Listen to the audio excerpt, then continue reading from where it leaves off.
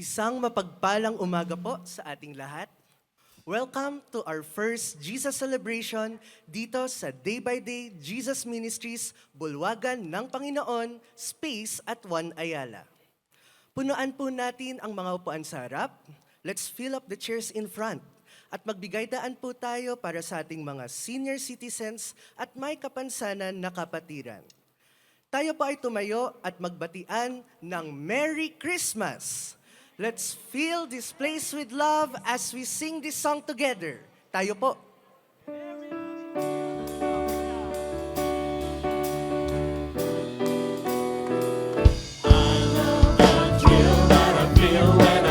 Together with God's wonderful people.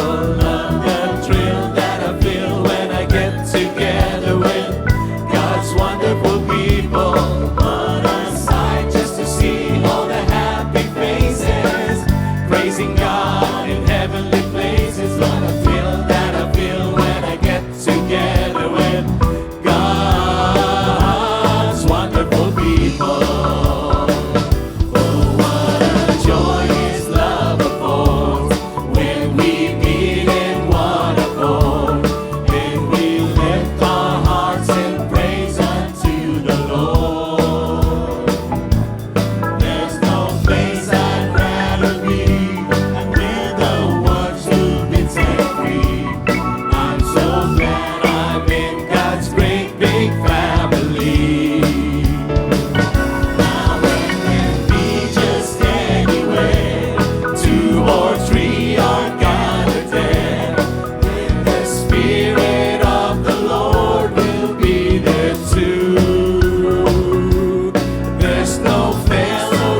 So sweet, there's no thrill that can compete with the thrill I feel whenever God's people meet.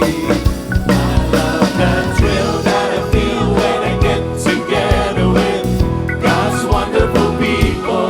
Love the thrill that I feel when I get together with God's wonderful people. What a sight just to see all the happy faces, praising God in heavenly places. What a thrill that I feel when I get together with God's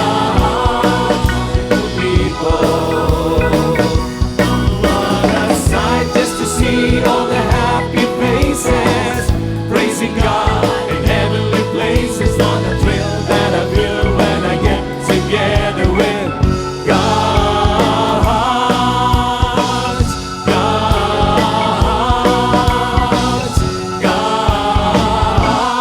wonderful people. Maligayang pagdating at maligayang pagsasama-sama, kapatirang Day by Day. Purihin natin ang Panginoon. Tayo pa ay manalangin. Sa ilang saglit ng katahimikan, itaas natin ang lahat ng papuri at pasasalamat sa ating Diyos kataas-taasan.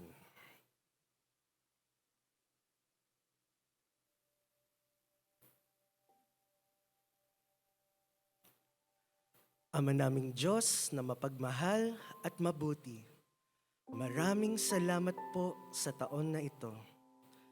Thank you, Lord, for the grace, for your guidance and safekeeping you have surrounded us with. Throughout every season, we've endured. Pagpalain niyo po ang inyong tagapagsalita. Yakapin niyo po ang bawat isa sa amin. Lord, we declare that you are good and your love endures forever. All this we declare in Jesus' name. Halinang sumigaw sa galak, magsaya, magpuri, magdiwang sa dahilan ng ating pagkakaipon sa lugar na ito. Ang pinakadakilang handog, ating siyang purihin at sambahin, itaas sa lugar na ito.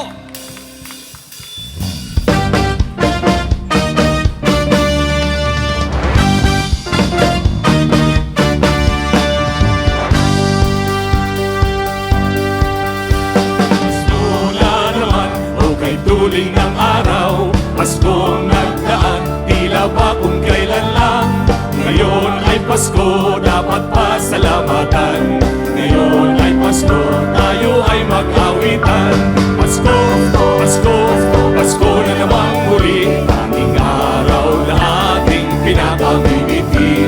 Pasko, Pasko, Pasko na namang muli, ang pag-ibig naghahari. Pasko, Pasko, Pasko na namang muli, tanging araw na ating pinapamimiti. Pasko, Pasko, Pasko na namang muli, ang pag-ibig naghahari.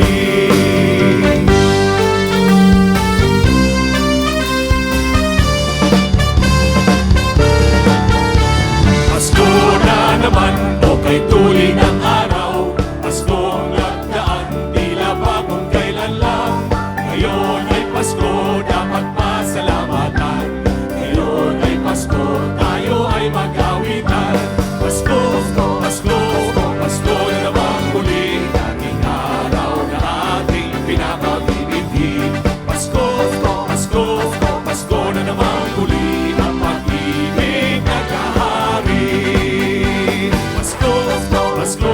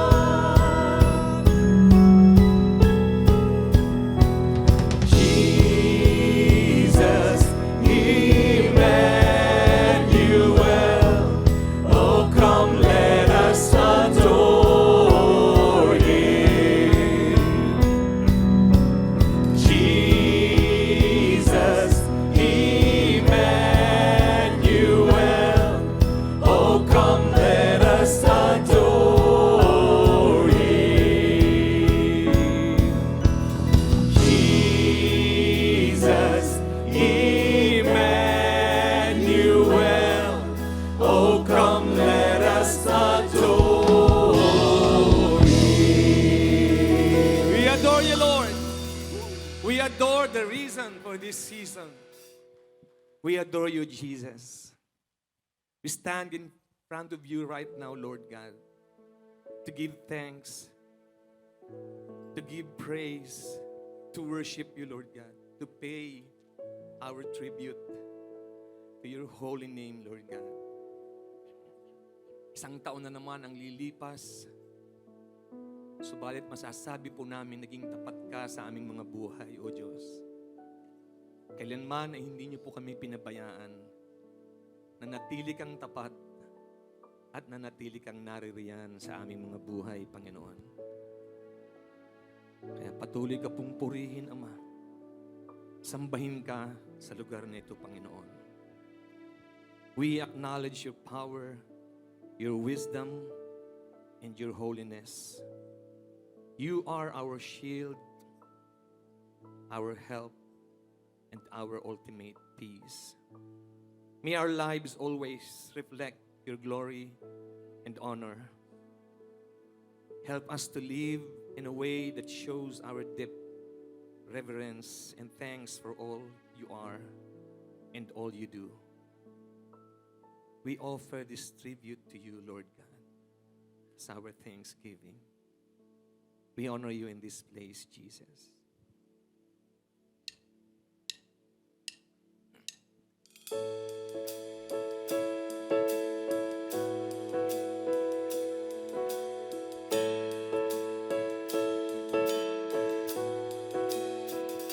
There is a truth older than the ages. There is a promise of things yet to come. There is one born for our salvation, Jesus. There is a light that overwhelms the darkness. There is a kingdom that forever reigns. There is freedom from the chains that bind us. Jesus, Jesus, who walks on the waters, who speaks to the sea, who stands in the fire beside me. He roars like a lion, he bled as the lamb, he carries my healing in his hands. Jesus, there is a name I call in times of trouble. There is a song that comforts in the night. There is a voice that calms the storm that rages. He is Jesus, Jesus, who walks on the waters, who speaks to the sea, who stands in the fire beside me. He roars like a lion, he bled as the lamb, he carries my healing in his hands. Jesus,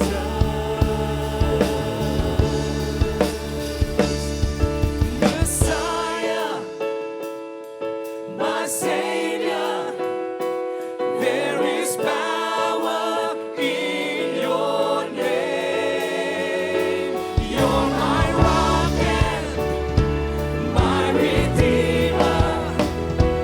There is power in your name, in your name.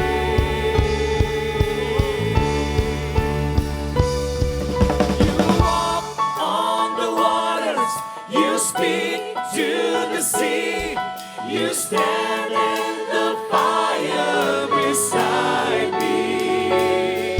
You roar like a lion, you bled as the lamb, you carry my healing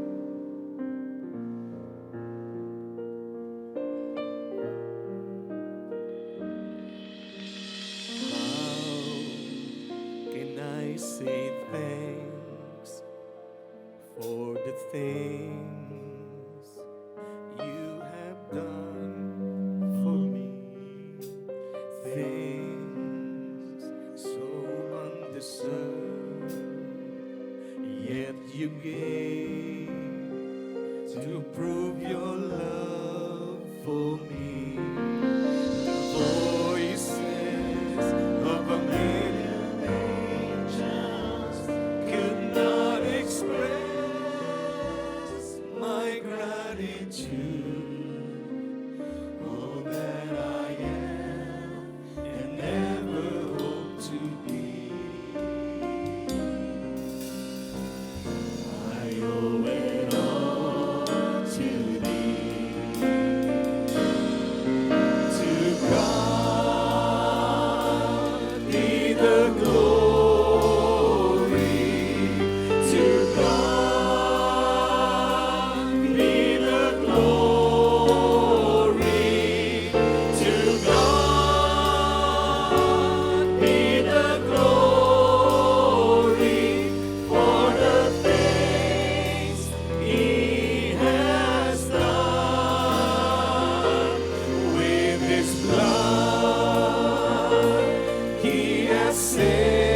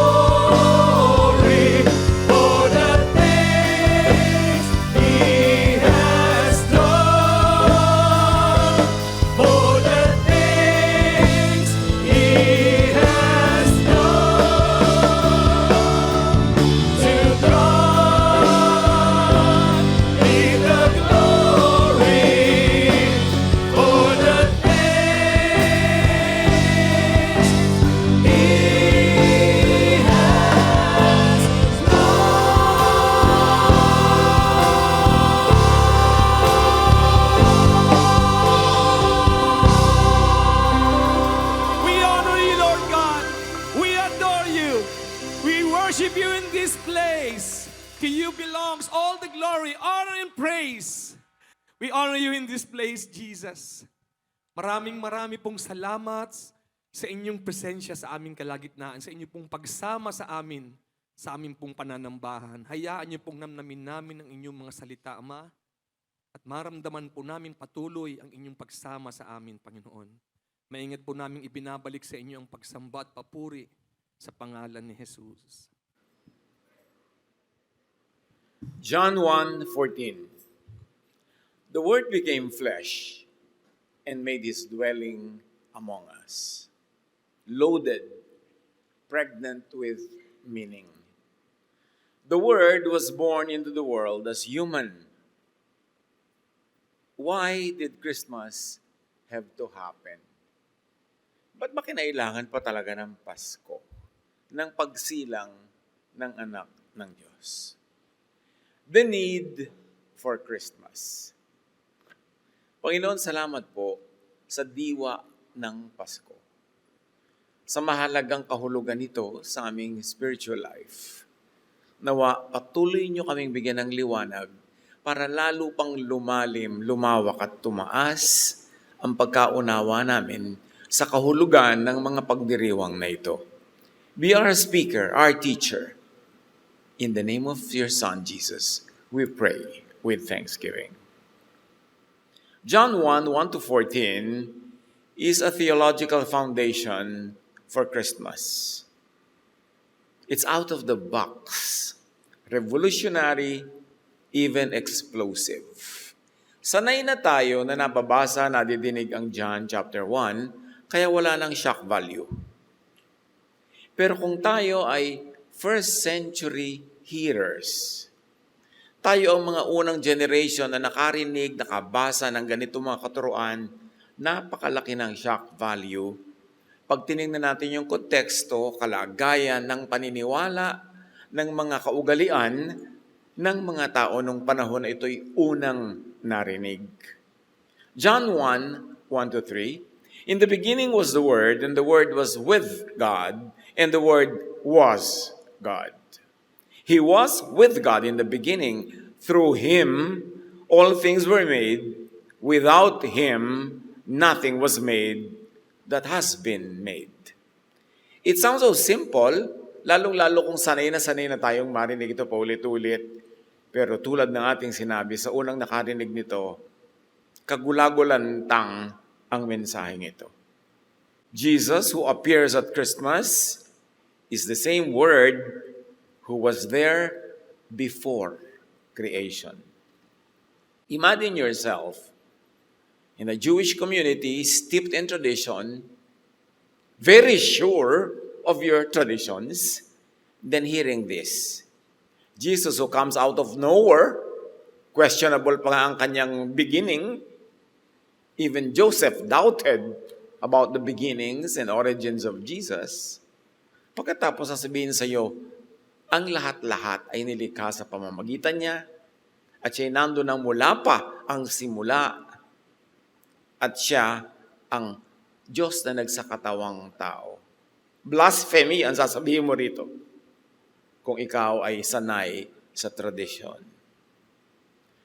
The word is logos sa Greek, meaning the ordering intelligence of the universe.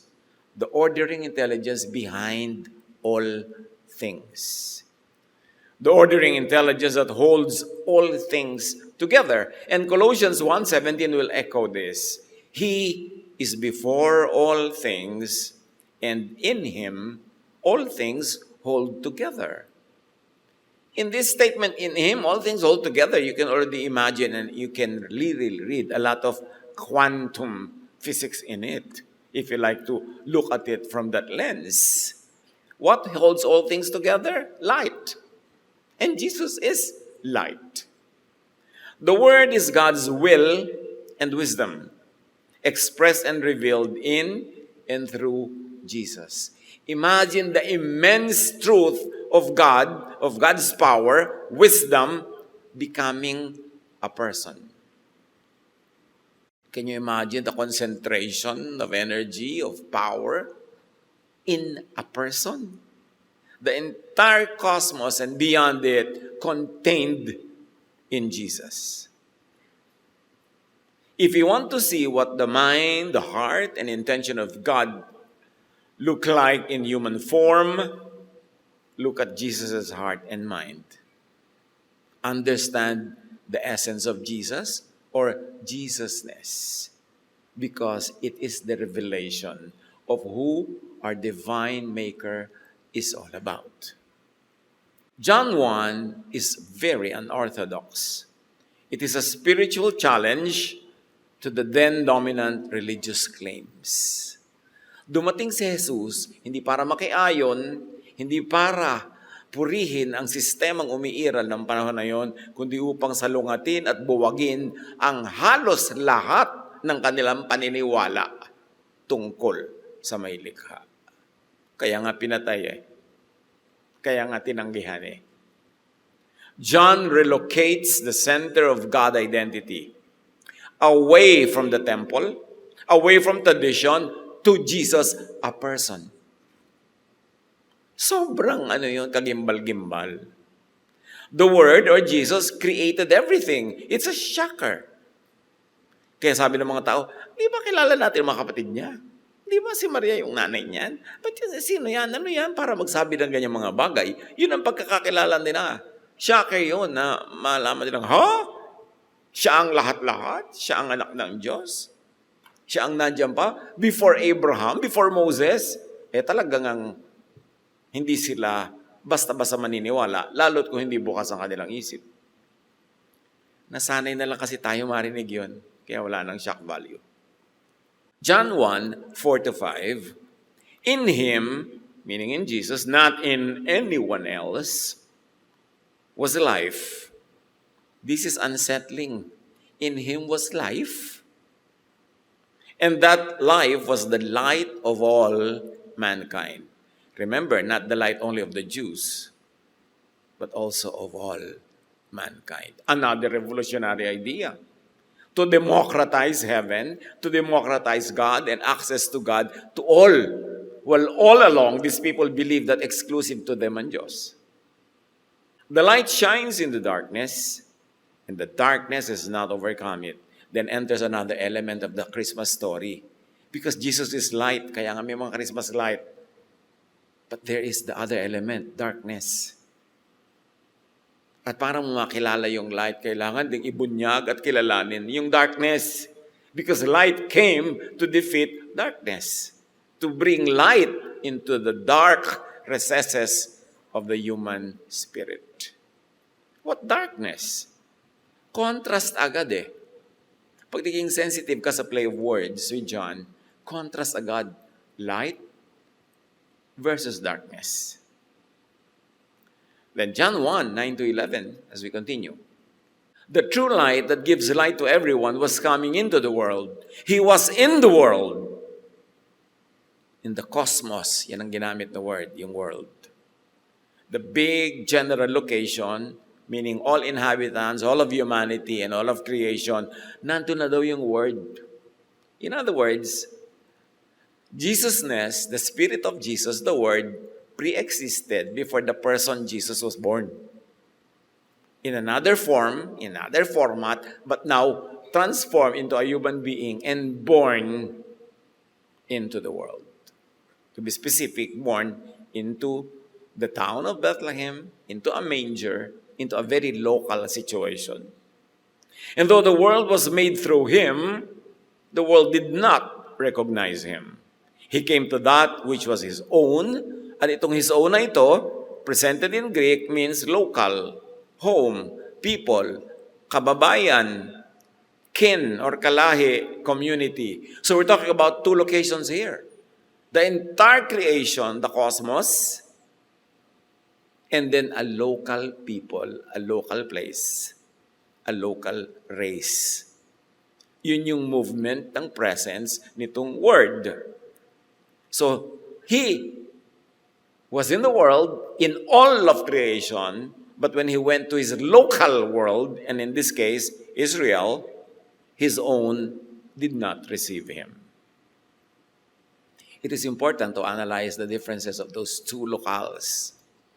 para makita natin yung talab ng ministry ni Jesus. John describes a people who claimed to know God, but who could not and did not recognize God's very presence. John exposes religious blindness. Kaya explosive tong John 1 eh. In the most direct terms. Walang paligoy-ligoy, diniretso niya, the world was dark, the people were in darkness, and Jesus comes to bring light to a darkened world. A darkened cosmos and a darkened local barangay and a local lahi. Dalawang level of localities. The word yet to be called Jesus was coming for the world in general, the cosmos, and Israel in particular, his own, so-called in the Bible, especially at the early period of his ministry. I like to emphasize early period because very soon, Jesus would clearly expand the scope of his ministry to the world at large, not only to the vicinity of Israel. In fact, what qualities applied earlier on Jesus? He was called born King of the Jews. So akala mo, doon lang siya. A prophet is not accepted in his own home. Yan ang sinabi. He was sent only to the lost sheep of Israel. All of this are in verses that are very clear to us. So the scope was clearly broadened soon enough. Kaya sabi ni Jesus bigla, I have sheep that are not of this fold. Ibig sabihin, hindi ito kasama sa inyo. You will be my witnesses to the ends of the earth. So in-expand yung barangay to the world, to the ends of the earth. Go and make disciples of all nations. So if anybody has any notion that Jesus was exclusive to Israel, no, Jesus said, bring my preaching to all the world. To Judea, Samaria, to the ends of the earth. Sa simula lang siya clear about the people who were in darkness because he referred to Judah and Samaria. And then, very clearly, the ministry of Jesus was for the world. As John 3:16 says, for God so loved the world that he gave his only Son, that whoever believes in him will not perish, but have eternal life. Yun ang universal effect ng ministry ni Jesus. It began as local and then very clearly revealed as universal. John 1:12-13, yet to all who did receive him, to those who believed in his name, he gave the right to become children of God. Children born not of natural descent, nor of human decision or a husband's will, but born of God. Another explosive revolutionary teaching. Now, to become a child of God, everybody thought that you had to be Jewish, you had to be Israelite, the chosen race, the favorite of God. But now John says, anyone who believes him becomes a child of God. Malaking pagbubukasyon nung pinto na dati exclusive. Despite the reign of darkness, may mga nanalig at tumanggap sa essence of the word, sa Jesus yet to be born. Sa word, sa idea, which we call Jesusness. In fact, the wise men, yung starring sa Belen scene, naniwala na sila, hindi pa nga sinisilang eh. Ibig sabihin, there were people who believed in the Word even before the Word became flesh. Kaya nung batid nila, na isinilang na, nagpunta sila para magbigay galang to worship. Pero naniwala na sila bago pa man yung Word ay naging taong Jesus. Anong pinaniwalaan nila? Hindi yung taong Jesus, kundi yung Jesusness, the idea behind the taong Jesus. Yung Jesusness, naging Jesus lang. Yung idea, yung kumbaga yung vapor, naging solid. Pero pareho pa rin yun. Pero dati na, nandun na. Hindi lang nung isilang bilang tao. At marami nang naniwala noon pa man. Outside of the boundaries of Israel and outside of the doctrines of the temple. Anyone who receives him is given a new identity and belonging that comes from God, not from ancestry, not from Israeliteness. Panibago na naman paglabas ito sa mga boundary at kahon. Kasi yun na ngayon ang ticket mo para ka maging anak ng Diyos. Manalig ka. Binibigyan ka ng bagong identity as child of God. This is shocker again. Actually, John disenfranchises ethnic Jewish privilege. Clearly. Jesus would even say this in his first public sermon. Luke 4:24-27. There were many widows in Israel in Elijah's time, and this is Jesus preaching. Yet Elijah was not sent to any of them, but a widow in Sarephath in Sidon. And there were many lepers in Israel in the time of Elisha, yet not one of them was cleansed, only Naaman the Syrian. The point is, as Jesus stated it himself, God bypassed Israelite widows and blessed a Gentile woman. God bypassed Israelite lepers and helped a Gentile soldier. God healed a Gentile soldier. Read between the lines, or actually read the actual lines, Israel was not the exclusive recipient of God's favor. Shocker na naman. Kaya sabi ko, shocker yung John 1 in all its related teachings. Christmas is shocking. Sanay lang tayo kasi na-beautify, na naging candy, na colorized, na glamorized. Pero yung unang dating nito, revolution to. God blesses Gentiles. God blessed everyone who believed in and lived the timeless essence of the Word, which we now call Jesus-ness. The essence, the spirit, the teaching, the character of Jesus. Hindi naman iba yung Jesus-ness kay Jesus. Derivative lang yun. Yun yung mas spiritual, mas neutral and universal personhood of Jesus. Now, the audience understood the message of Jesus very clearly. Luke 4:28-29, all the people in the synagogue were furious. Galit. First public message to ni Jesus, recorded at least. So what did the people do upon hearing this? They got up, drove him out of town, and tried to throw him off the cliff. Unang sermon pa lang ni Jesus, papatayin na nila baby pa nga, papatayin na di ba? Sinugod na nga yung Bethlehem para patayin na yan. Kasi ayaw nila ng katotohanan na dala ni Jesus. Na ang pag-ibig ng Diyos ay para sa lahat. Na ang anak ng Diyos ay sino mang mananalig kay Jesus o dun sa idea of Jesus-ness before Jesus-ness became a person Jesus. Gusto nila exclusive sa kanila Kaya gusto nilang patayin. Their solution, kill Jesus. Therefore, kill the idea agad. This is Jesus' first recorded public theological message. God's grace is not exclusive to Israel. This is the word versus all forms of religious darkness, against all claims that reduce the divine to doctrines and boundaries.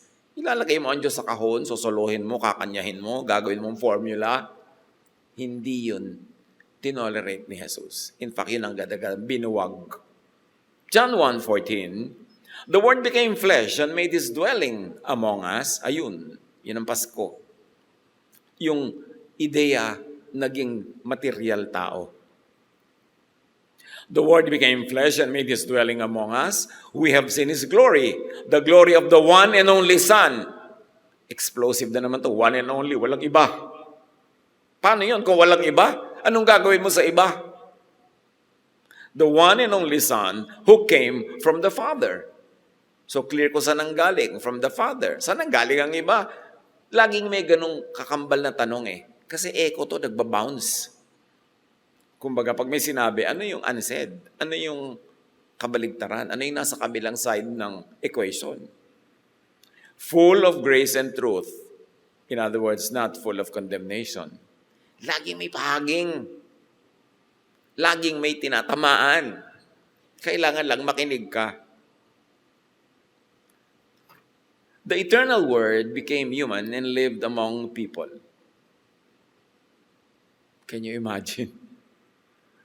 The eternal God lives among people as a human being. Paano ito ipapaliwanag ng siyensya? Paano ito ipapaliwanag ng kahit anong mga pagdodoktrina dyan? Na yung buong Diyos na hindi magkasya sa buong cosmos, ngayon nagkasya sa isang taong Jesus. Allowing people to witness up close the true glory and true character of God. And this is a question that thinking people will eventually ask. Kung tama na, kung sapat na ang mga katuruan ng relihiyon na 1,000 taon, mahigit pa siguro, na inuulit-ulit, inuusal-usal, kinakami-kabisa, bakit pa kinailangang ipadala ng Ama ang kanyang anak bilang tao para ipakilala siya? Ibig sabihin, hindi siya na ipapakilala ng tama. Ibig sabihin, ang pagkakakilala ng mga tao tungkol sa Diyos ay kung hindi man totally mali, at least greatly kulang. Na kinailangang tawirin ng anak ng Diyos ang papawirin ang universe para lang isilang bilang isang sanggol. What necessitated that? Ba't kinailangan magkapasko? Kasi wala. Bakit kinailangan ipadala ang liwanag? Kasi madilim. John 1 is a theological coup. It is a recentering of divine identity onto Jesus alone. It's a very bold claim that you either have to believe and accept everything it says or none of it. Walang gitna. Absolute. Kinailangang ipadala para liwanagan ng dilim. John 1 is a critique of inherited religious certainty, of religious dogma, of religious orthodoxy. Because the moment Jesus was born, and John explains the meaning of this birth, it is very unorthodox. It could even be called against all tradition. It could even be called demonic, which many religious leaders of his time called Jesus as demonic. And John 1 reveals is a declaration that the true God has been present all along, albeit unrecognized. Kaya lang, nandyan nga, pero hindi naman nakilala. Kaya kinailangan magpalit ng format as a person who can speak, who can teach, who can exemplify the high and noble ideas of God, of love, para lang makilala. Kasi hindi sapat at hindi na ipakilala ng relihiyon. Kasi kung naipakilala na pala, anong gagawin ng Diyos? Repetitious, redundant, ipapanganak pa. Hindi siya nakilala by the very people who claimed exclusive ownership of Him. John 1:1-4 is a Jesusness reset. It is a super pasabog. Yan ang Pasko. Light. Liwanag. Sobra tayong na-desensitize sa shock value ng Pasko.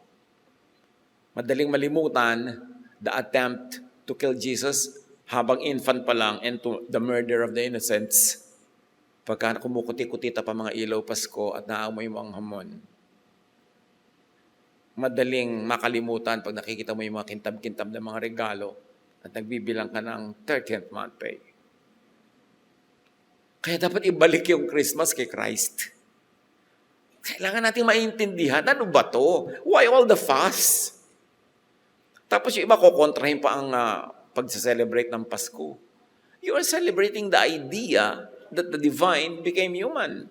Huwag nang pagtalunan ng date, may ipipilit pa sa April. O di sa April ka, kaya lang wala kang kasabay. Ano ba yun? Hindi naman yung date ang issue dito. Hindi yung puno, hindi yung parol. Yung theology behind it. Dapat puntahan yun. Christmas needed to happen because darkness ruled the world. Kaya nga ang number one nating symbol, parol eh. Ang ganda-ganda nga sa Pilipinas ang symbol ng Pasko, parol. Hindi naman puno, hindi naman regalo, parol. Kasi liwanag, bituin, tala, na siya namang talagang lumabas nung isinilang si Jesus. I have come into the world as light, so no one who believes in me should remain in darkness. Sabi ni Jesus. John 12:46. Gaano karami na nagsasabing naniniwala sila kay Jesus are still in darkness. Not about yung mga bisyo, not about those moral issues. Darkness about who God is, what God really is, and what God really wants. Recognize darkness and get out of it. Yan ang Pasko mo. Recognize the darkness of the world. Recognize your own personal darkness and get it out of your system. Yun ang pamasko mo sa iyong sarili. Kasi ang dami-dami, Christian ang tawag sa kanila, alam pa kung kailan na born again, alam kung kailan na baptize, alam kung kailan na ganito, na ganon. Pero tingnan mo, walang-walang Jesusness sa buhay. Christmas needed to happen because the dark tyrant had to be exposed and dethroned. Merong kailangan kilalanin na kalaban at kailangan yung pababain sa kanyang kinukubkob na trono na hindi naman kanya. Jesus says, now, the ruler of this world will be thrown out. Merong ruler of this world.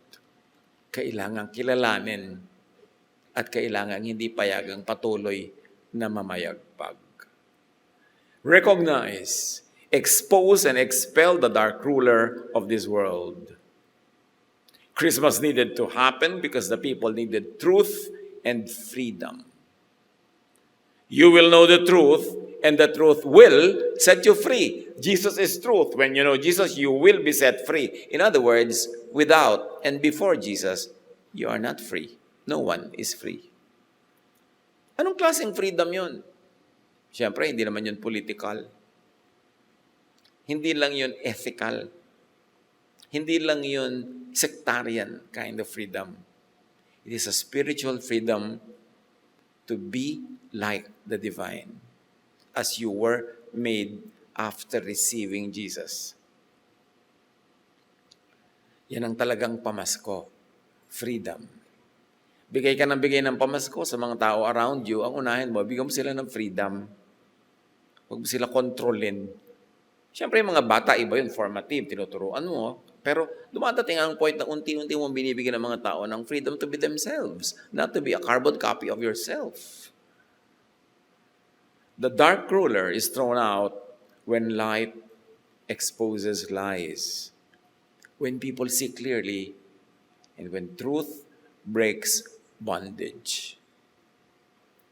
Ang tunay na tumanggap na ng regalo ng Pasko ay hindi na alipin. Hindi nabubuhay sa takot. Hindi nabubuhay according to rules sa takot-takot siya ma-break. Mayroong certain freedom that is enjoyed. Although, of course, you still observe decent demeanor and you still observe decent human and civilized rules. Pero hindi ibig sabihin na lagi kang, pag nagkamali, takot na takot, lagi kang nangangamba, lagi kang guilty, at pinapagilty mo rin ang lahat ng tao. Dahil hindi yan freedom. You are the light of the world. Let your light shine before others. Jesus locates light right in and within believers. Can you imagine what this means? Jesus says, you are the light of the world. Huwag kang nakaasa kung kani-kanino, kung saan-saan, sa mga institusyon, dahil binigyan ka ng Ama sa pamamagitan ni Jesus ng direct access to the light. Pwede kang magliwanag sa kalooban at ito'y mag-emanate from the kalooban to labas, sa loob at labas, pero napakahalagang maunawa kung paano nangyayari yon. Hindi ka dapat lagi nakaasa sa iba. Ang bawat isa ngayon ay may direct access to the divine. Heaven was democratized. Hindi ka nadadaan sa most holy place, Holy of Holies. Hindi ka nadadaan kung kani-kanino mga pinto-pinto. Dahil sabi ni Jesus, I am the way. Pero ganun ba nangyayari? Marami mga tao, pag nagiging religyoso, lalong nadadagdagan ng mga kadena, lalong dumadagdagan ng mga nakasarang pinto na kahirap buksan. Kutakot-takot na panghihimo, pakiusap at pagluha ang gagawin mo para ka magtangkang pagbuksan. But heaven is wide open through Jesus. Yung ganito mga realization ang dapat pinagbubulay-bulayan natin. Huwag tayong mabingi sa ingay, mabulag sa mga kutitap ng season na ito. Kailangan may pagbubulay-bulay, pag-iisip-isip. Ano pa talaga to? Know the truth, meaning Jesus, and be free from the liar. So watch for agents of darkness and falsehood because they are all around. Importanteng maging mapanuri. I am the light of the world, sabi ni Jesus. Find that Christmas light inside you and let it shine. Develop personal spirituality. Yung magde-devotion ka lang, meron ka pang manual talaga. Hindi ka pa pwedeng manahimik, magbulay-bulay, makipag-usap sa Espiritu ng Diyos. Kailangan, read this verse, memorize this line. Ito ang action na dapat mong gawin. Parang manual. Hindi yun masama, ha? Pero hindi ba pwedeng makagawa ng sariling pakikipagniig sa may kapal? Diretso. In your terms, in your language, in your time. Find that Christmas light inside you and let it shine. Find that kingdom inside you and share it with the world. Paano lumalaganap ang kingdom of God? Pag yung Espiritu ni Jesus ay nananahan sa mas parami ng paraming mga tao. Hindi pag dumadami ang official membership ng isang relihiyon, kundi dumadami ang mga taong lumalaya from darkness, nagkakaroon ng freedom, at nag-evolve ang kanilang spirit to become more and more like Jesus. Even without sectarian walls, even outside of sectarian walls. Kasi pagkakapanganak nga lang ni Jesus, nakalabas siya sa sistema hindi naman nasa loob. Ibig sabihin, yun ang gusto niya mangyari sa atin, makalaya sa mga invented, mga man-made walls na nagkukulong sa atin. Member ka na namin, therefore controlled ka na namin. Ito dapat mo kakainin, ito dapat mong gagawin. Hindi ganun ang ginawa ni Jesus. Kaya ayaw sa kanya ng mga religious people of his time and of other periods of history. Yung mga gusto mang control ng tao, ayaw niyan kay Jesus. Ayaw niyan sa Jesusness. John 3:19. Light has come into the world, yet people love darkness instead of the light because their deeds were evil. Ayaw ng mga tao, tulad ng gusto nila si Jesus na napatayin, kasi ayaw nila ng teaching na yon. People want to hear teachings that their itching ears love to hear. Pag may nasabi ka na taliwas na sa mga nakasanayan, labas sa kanilang comfort zone, kalaban ka na agad. Yun ang trato sa'yo. So watch for agents of darkness, of falsehood, and of bondage. Agents of, madaling malaman, sino yung agents of darkness, falsehood, and bondage? The agents of unlove. Yung mga kalaban ng love. Yung lagi yung pinopromote, away, division, judgment, paghihiwalay, pagpupwera, pambabato, pananakit ng kapwa in the name of God pa. Yan ang mga agents of darkness, nagpapanggap na agents of light. Because sabi ni Jesus, you will know them by their fruit. Ano ang fruit na hinahanap sa'yo? Magandang ugali, magandang asal, maibiging espiritu. Kahit ano pang tayog ng iyong mga terminologies ng relihiyon, ng iyong mga doktrina, pero kulang ka sa pag-ibig, kulang ka sa kagandahang asal, sa kabutihang loob, hindi totoo ang mga sinasabi mo. You will know them by their fruits. Darkness reigns in misrecognition, in mistaking Jesus for the devil, and inversely, mistaking the devil for God. Diyan nagre-reign ang darkness. Kasi nga, di ba, falsehood? Siyempre yung falsehood, magpapanggap as truth. Yan ang trabaho ng falsehood mandaya. So kailangan laging suriin, ano nga ba itong iyayakap ko, sinusundan ko? Ito nga ba yung truth o ito yung falsehood? Dahil nakasalalay doon ang lahat. Madali namang malaman ano bang epekto sa iyo na sinusundan mo? Peace or trouble? Ano ba nagiging epekto sa iyo? Pag-ibig sa kapwa o galit? O self-righteousness? Disdain for others? Ano bang nagiging bunga sa iyo? Kababaang loob o kayabangan? Sa bunga nakikita. And the teachers of the law said about Jesus, He is possessed by Beelzebub, by the prince of demons. He is driving out demons. Nakita kasi nila nakakapagpalayas ng mga espiritu na masasama. Sabi niya, kasi masamang espiritu rin yan. Kumukuha yan sa kanilang amo, pare-pareho silang masasama. Kasi hindi nila magawa yung ginagawa ni Jesus, dinimonize na lang nila yung ginagawa ni Jesus. Ang daming naniniwala sa kanila, ang daming sumusunod sa kanila. Pero kung tama yung ginagawa nila, bakit pa dumating si Jesus? Itatama mo pa ba yung tama o itatama mo lang yung mali? Itutuwid mo ba yung tuwid o itutuwid mo ang liko? Liliwanagan mo ba yung maliwanag o yung dilim? Understand the ministry of Jesus. Darkness reigns in division.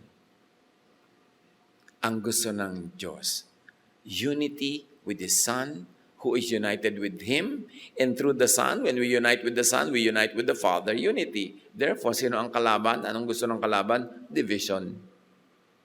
Yung mga divisive devices, mga divisive teachings, divisive methods, is not of God.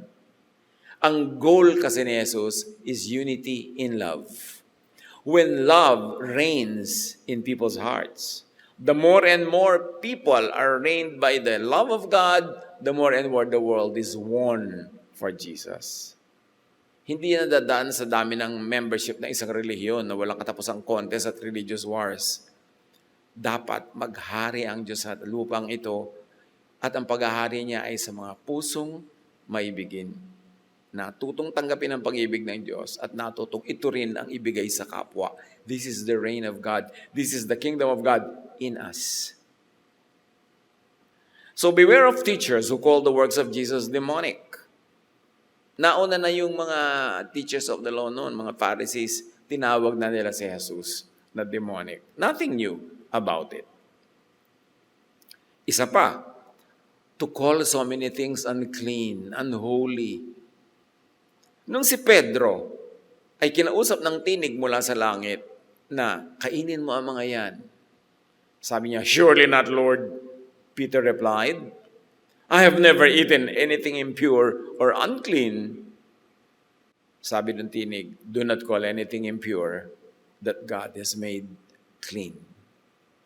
In other words, impure yan sa inyong religious teachings. I'm telling you, it's clean. Eat it.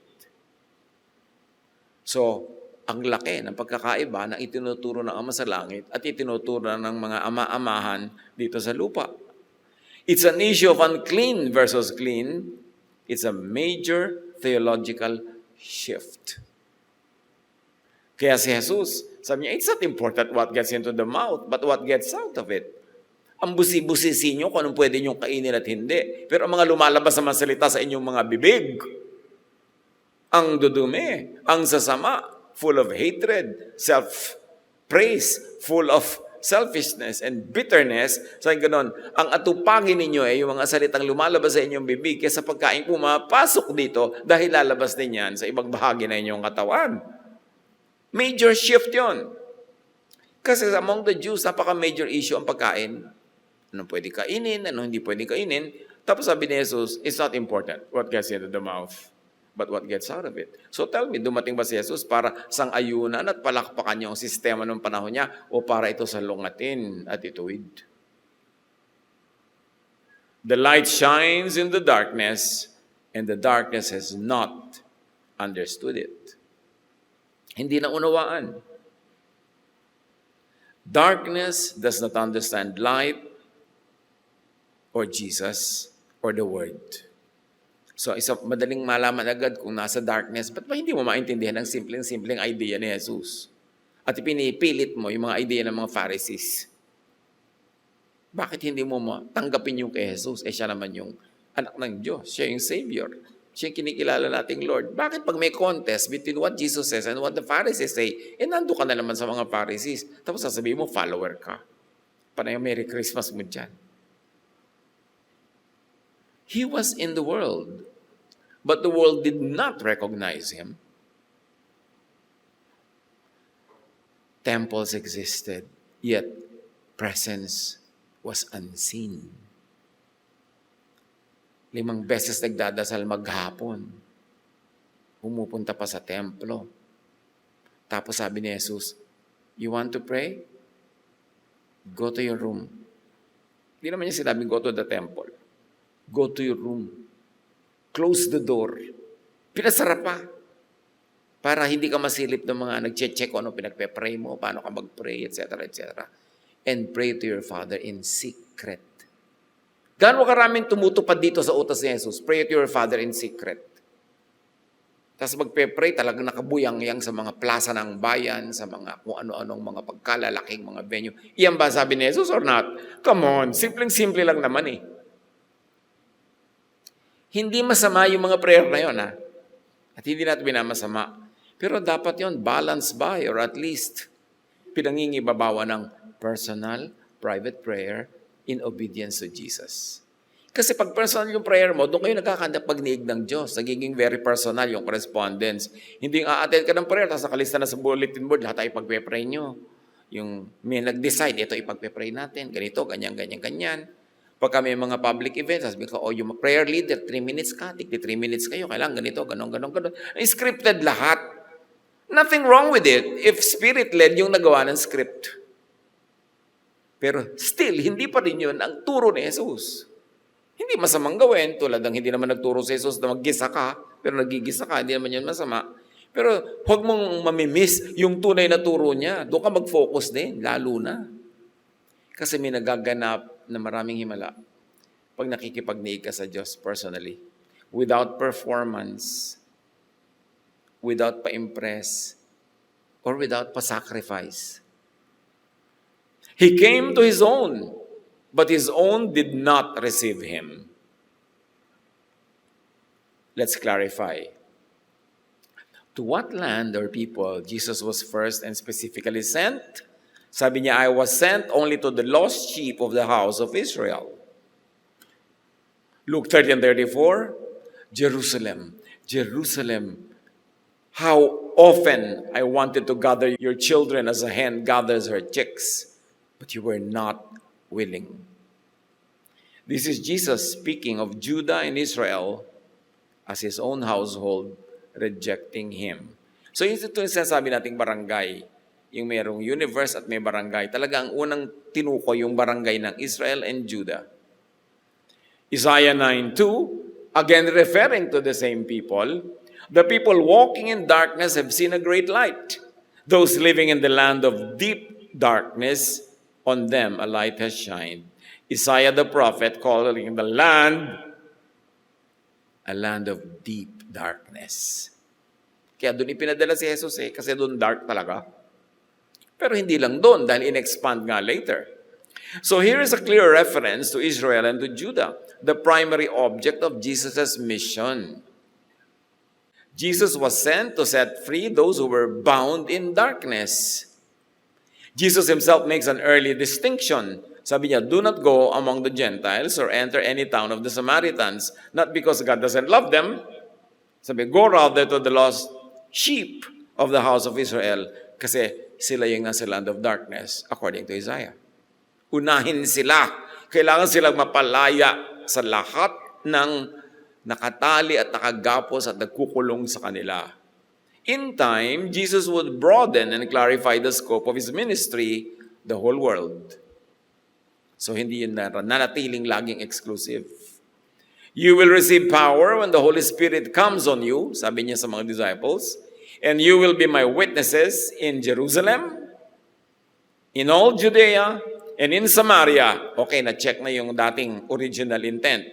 And to the ends of the earth. Salamat na lang, nakasali tayo bigla. Dahil kasali naman from the beginning. For God so loved the world that He sent His only Son. Darkness reigns when tradition cannot produce new life. Imagine, Israel was so steeped in tradition, rich in tradition, and what necessitated the coming of the Son of God as flesh? Because this tradition does not produce new life. Jesus comes as life because they were dead. Darkness reigns because humanity has lost its true reference point. And the true reference point is God or God's essence, which is love. And religiosity has lost its center point of love, and it went into legality, into ethnocentrism instead of loving humanity. Religious systems existed, but true light was absent. That's why Jesus had to come as light.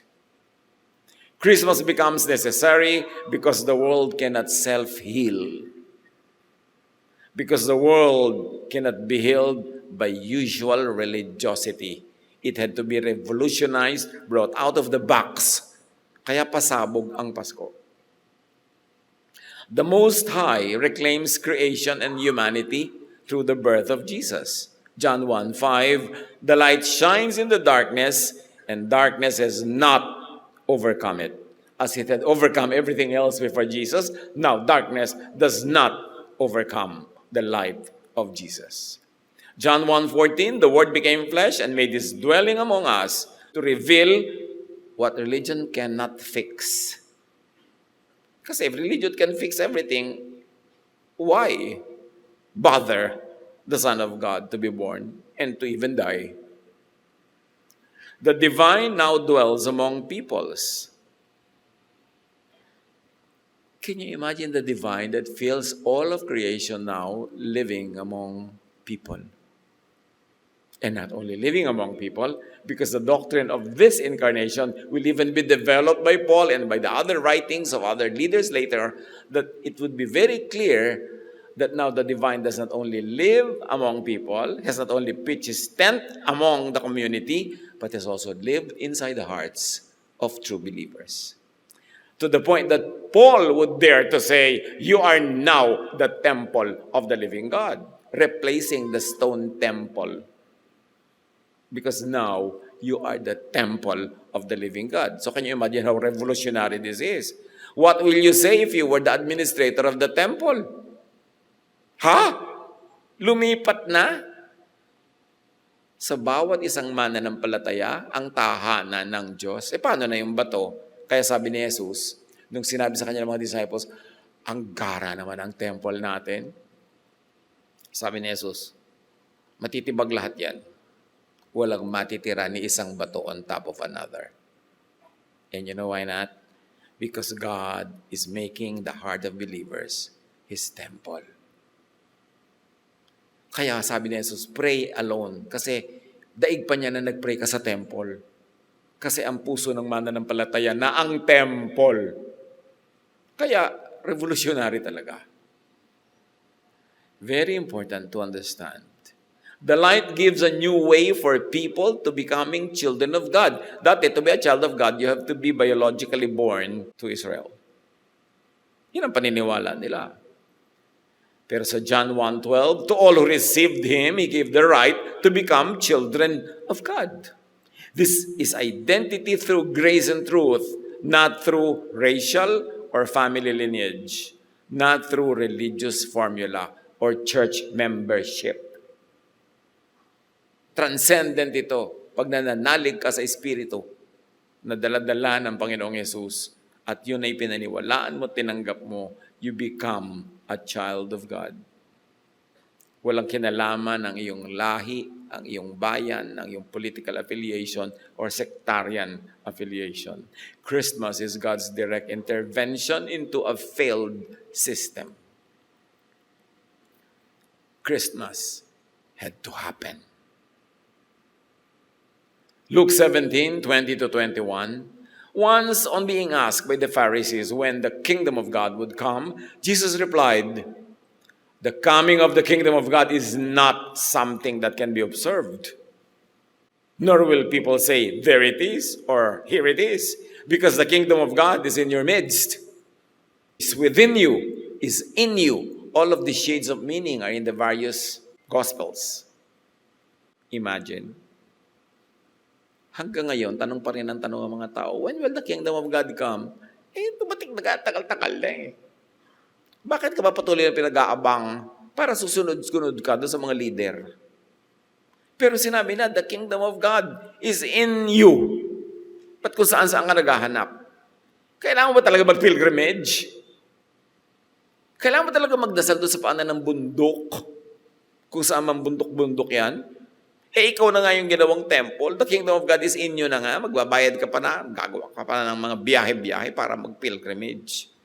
Ngayon, kung gusto mo kasi mag-excursion, di sige, wala namang pumipigil sa'yo. Pero hindi ko kailangan magpunta sa anumang specific lugar para magdasal. Because the temple was democratized, even brought into you. It's not where out there. Christmas moved the kingdom of God into the world at large. Then into the community of believers. Then into the human hearts, into people through the incarnation and ministry of Jesus. Iba-ibang level, degrees ng presensya ng Panginoon. The true light entered the human condition, enabling an inner birth and internalizing the kingdom.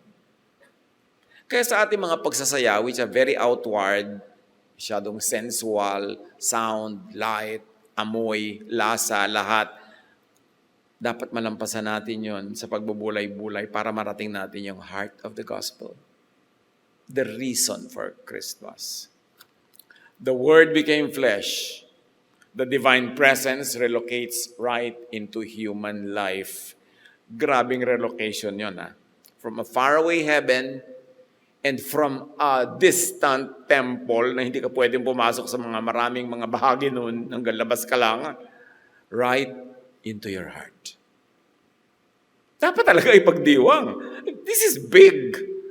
The kingdom is accessed through an inner birth produced by Jesus' revelation. Kaliwanagan na dinadala ni Jesus. The kingdom is accessed through being born again, an inner change, a change of your spirit, a change of your configuration, and if you like to go quantum, a change of your frequency, a change of your wave, a change of your energy, that you enter the portal into the divine circle. The Father, the Son, and now kasali ka. Can you imagine that? Jesus redefines and defines kingdom as spiritual and internal, as communal, not national. It is internal. Jesus' birth enables a divine presence to live in you. Kaya kami eternal life. Because when you accept the Lord and you believe in Him, the Spirit of the Divine becomes one with your spirit. Pag namatay ka, yung life ng Divine na magdadala sa iyo sa life, hindi mo kayang kaladkarin yung life ng Divine to death. You have become one with Jesus na. Paano ka pa mamamatay? Ang sarap isipin, nakakabigay ng peace, na pag nakasa Panginoon ka, hindi ka mamamatay. Kasi you have become one with Jesus. Alam nga namang patayin mo rin siya para madala mo siya sa kamatayan. No, ikaw ang dadali niya sa buhay. In fact, may buhay ka na agad the moment that you let Jesus into your heart. Siyempre, maraming level yung ibig sabihin ang to let Jesus into your life. But whatever level you're in, ang mahalaga, si Jesus ba pininiwalaan mo? Nasa puso mo ba? Then, tanggalin mo na sa agenda mo yung fear of death. Walang death. Eternal life. Siyempre, tatakutin ka lagi ng relihiyon na meron na naman para mag-ambag-ambag ka, mag-donate, magsunod-sunura ka na naman para ka makontrol. But sabi ni Jesus, fear not. I have overcome death. The Spirit will be in you. Can you imagine this? The Spirit in you? Dati sila, yung divine nasa temple lang, malayo, hindi ka pwede lumapit. Pero, the Spirit is in you. You in me and I in you, sabi ni Jesus. Pag nananalig ka sa akin, ikaw ay nasa akin at ako ay nasa iyo. And hindi lang yon. We, the Father and the Son, will come and make our home with them, with the believers. So kung merong Father, merong Son, pumasok ka doon sa circle na yon through the love of Jesus. Kasali ka na sa eternal circle. Anak ka na ng Diyos. Pamilya ka na ng Diyos. Paano ka patatanggalin? Humans enter the divine circle. Yun ang Pasko. The secrets of the kingdom were transferred inwardly to Jesus' followers. May nagaganap na unseen, intangible, spiritual, pag tunay na naunawaan mo at tinanggap ang Panginoong Yesus. Kingdom moves inward through revelation, not through spectacle, not through ritual, not through formula. Kasi iba ko, mag-pray ka lang nito. Eto, 1, 2, 3, gawin mo to, magiging anak ka na ng Diyos. No, when you truly understand the Spirit of Jesus and open your heart to the Spirit of Jesus and let the Spirit of Jesus reside in you, yun ang kingdom in you. The Spirit emerges from within the believer through Jesus' coming. And Jesus says, living water flows from within them. Kaya sabi niya doon sa babaeng umiigib, balik-balik ka dito, mauuhaw ka na ulit. Pero pag tinanggap mo, yung dapat mong tanggapin, babalong sa iyo, mula sa iyong kalooban, ang buhay na tubig. At hindi ka nakakailangang umigib pa forever. Because living waters will dwell in you. Tahimik na katotohanan eh. Pero ang lakas ng dating pagdinibdib.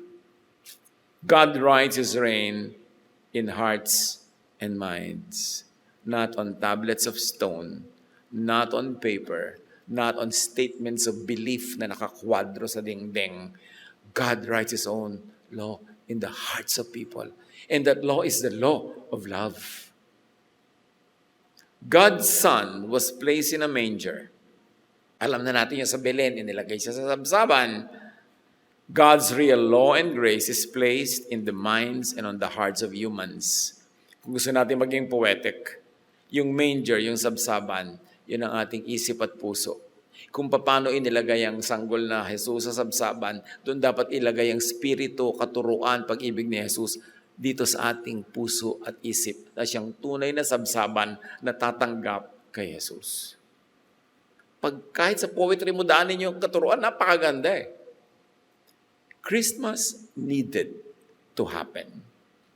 Make Christmas happen in your own life. Huwag lang isang holiday to observe, but a real event in your personal life. Then make Christmas happen and keep happening. Save the world from darkness and fill hearts and the world with love. Pagka ang pag-ibig ng Diyos na ibinigay niya sa pamamagitan ni Jesus ay yung tinanggap, isinaloob, at pagkatapos ngayon ay ipapahayag mo at ibibigay sa iba, yun ang Pasko. To tell people about God's love and salvation, not judgment. To tell people about the eternal life available to them, not always scare them with death and punishment. To have peace, to live in harmony with people, and to make the world, the greater world, the kingdom of God, by expanding this kingdom heart by heart, mind by mind, by sharing the teaching and love of Jesus. Yun ang Pasko. Maligayang Pasko, mga kapatid.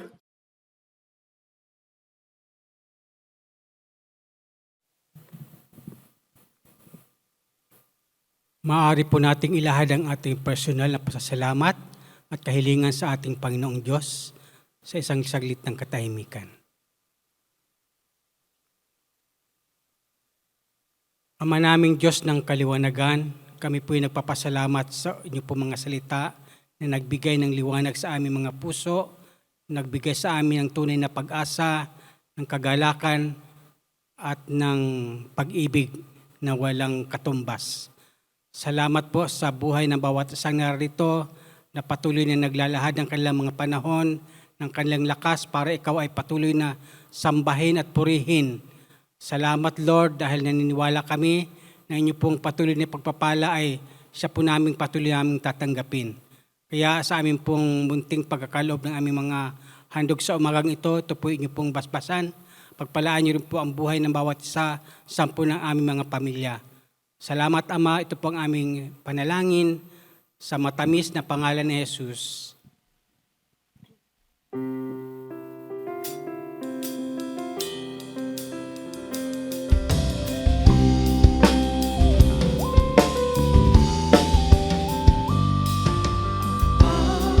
Mga kamay, naghahandog tanging alay.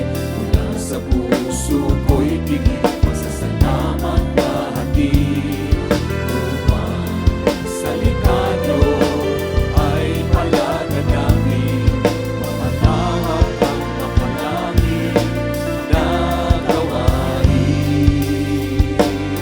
Pag-ibig na umaamin, mga kapuri ang inihahatid. Pasasalamat ang sinasambit, tagalakay walang patid.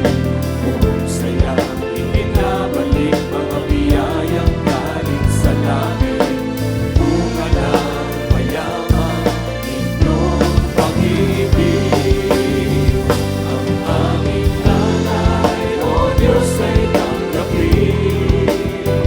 Handog na pinakamahinang ang aming dadalhin. Lahat ng ito'y sa inyo din ang galing. Naglalaan tubusan inyong gawain.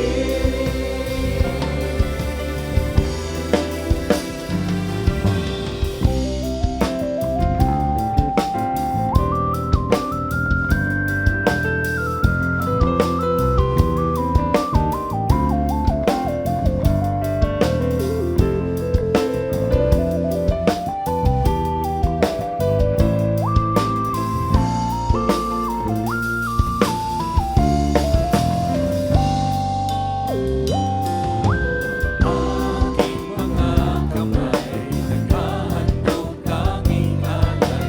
Mula sa puso ko'y pigil, masasalamat na hatid.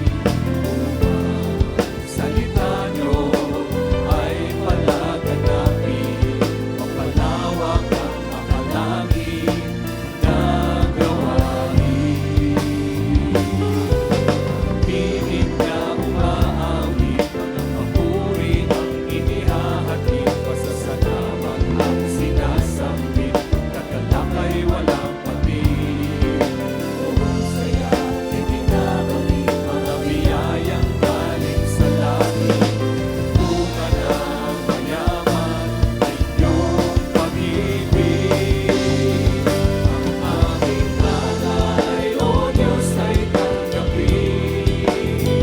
Handog na pinakamahinang ang aming dadalhin. Lahat ng ito'y sa inyo din ang galing.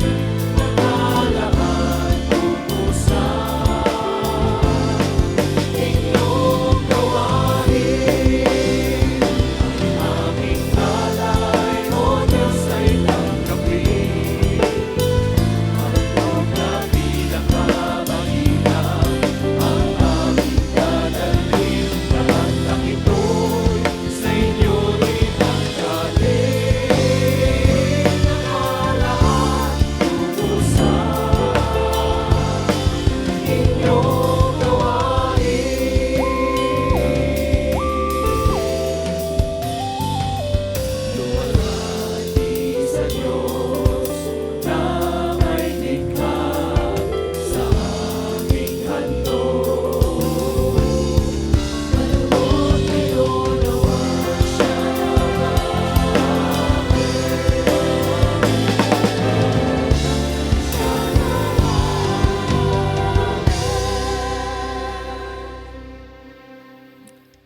Ang katatapos pong mensahe ni Kuya Ed Lapis ay pinamagatang The Need for Christmas. Mamayang 10:30 a.m. Jesus Celebration, ibabahagi po ni Kuya Ed ang mensaheng may pamagat na Saysay ng Kasaysayan ng Pasko. Ngayon ay hihilingan natin ang ating mga kapatiran na first-time attendees, guests at mga balikbayan na tumayo upang kayo ay aming makilala.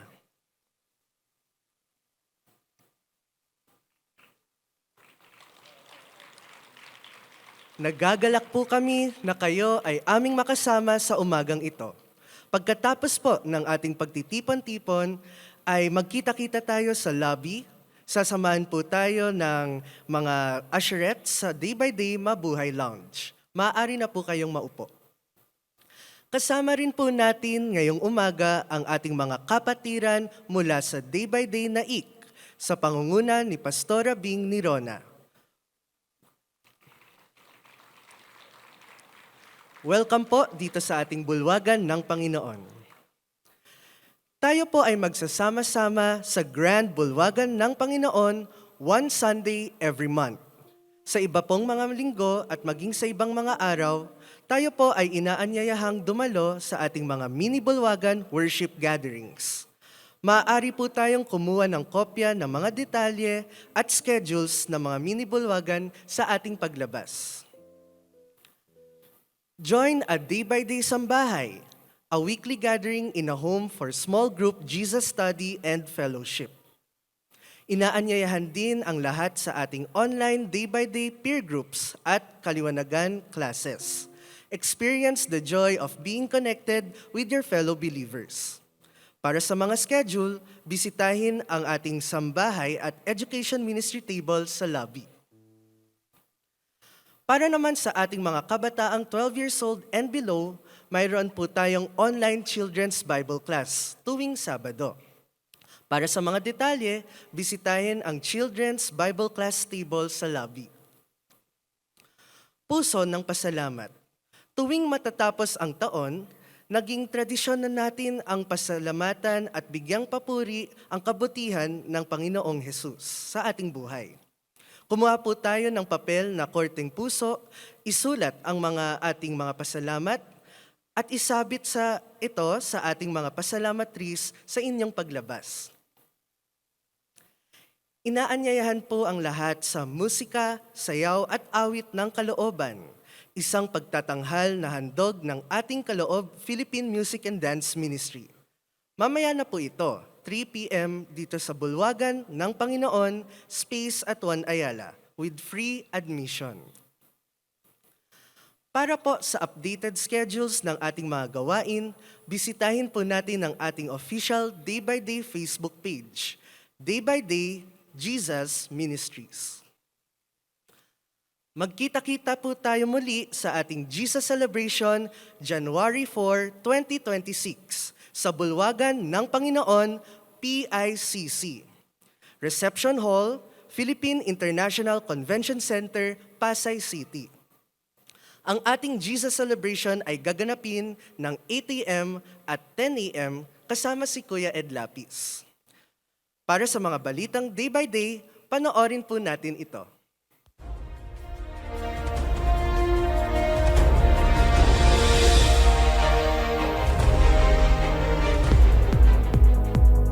Noong November 23, 2025, nagtungo tayo sa Purok 3, Calisitan, Science City of Muñoz, Nueva Ecija, upang magministeryo sa mga kababayan natin. At Lord, salamat nga po sa ministry ng Medical Mission. Nagatid tayo ng mga libreng serbisyong medikal tulad ng ECG, X-ray at blood chemistry test, serbisyong dental, eye consultations, kasama na ang mga libreng eyeglasses at mga gamot. Carbocysteine at saka amoxicillin. Pareho pong 3 times a day for 7 days po. Nagkaroon din tayo ng Bible class para sa mga kabataan. Sabihin nga natin, anak ako ng Diyos. Namahagi din tayo ng mga school supplies, bags, mga tsinelas, kumot, at mainit na lugaw at chicken adobo para sa mga pamilyang nandoon. Ang gawaing ito ay pinangunahan ng ating day-by-day Sambahay Calisitan at Talavera sa pakikipagtulungan ng ating day-by-day Cares Healthcare and Relief Ministry, day-by-day Auckland, New Zealand, at day-by-day Toronto, Canada. Purihin ang ating mapagmahal na Diyos at maligayang Pasko sa kapatirang day-by-day.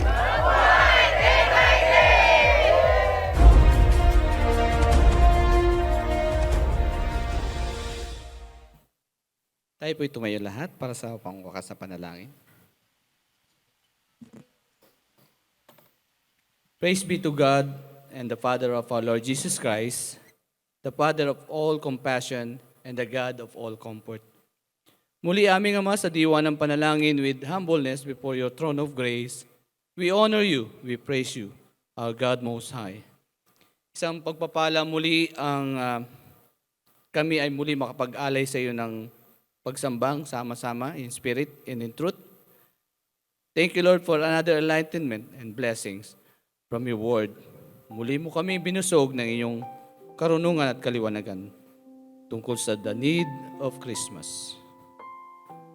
The true meaning, idea, and the essence of Christmas. The Jesusness in Christmas. That may light shine over darkness and overcome it. Salamat, Panginoon, sa kaliwanagan ng tunay na diwa ng Pasko. Kaya naman, tanggapin mo aming Ama ang aming papuri at pasasalamat sapagkat napakabuti mo po sa amin. Mga kapatid, sa isang sandali ng katahimikan ng pananalangin, idulog natin sa ating Diyos ang ating mga dalangin at kahilingan.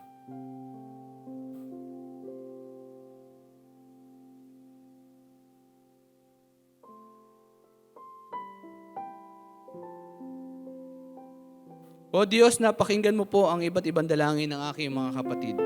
Idinulog sa iyong trono ng kahabagan at higit ikaw ang siyang nakababatid ng mga bagay na ito, Panginoon. Ano man po ang idinaing ng aking mga kapatid, patuloy kang mangusap sa amin. Ang aking dalangin, O Diyos, na iyong katagpuin ang kanilang mga kahilingan at mga dinaing sa iyo. At patuloy naming maranasan ang iyong kadakilaan at pag-ibig sa aming buhay.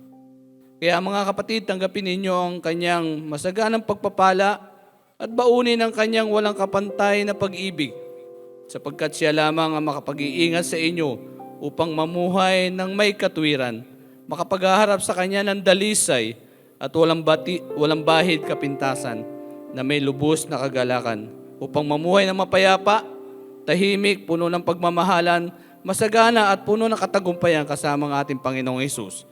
Sa bawat sandali ng ating buhay, umayo kayo, taglay ang turo ni Kristo ng pag-ibig at mamayani ito sa ating mga buhay. Sa ngalan ng Ama, ng Anak at ng Espiritong Banal, ngayon at magpakailanman.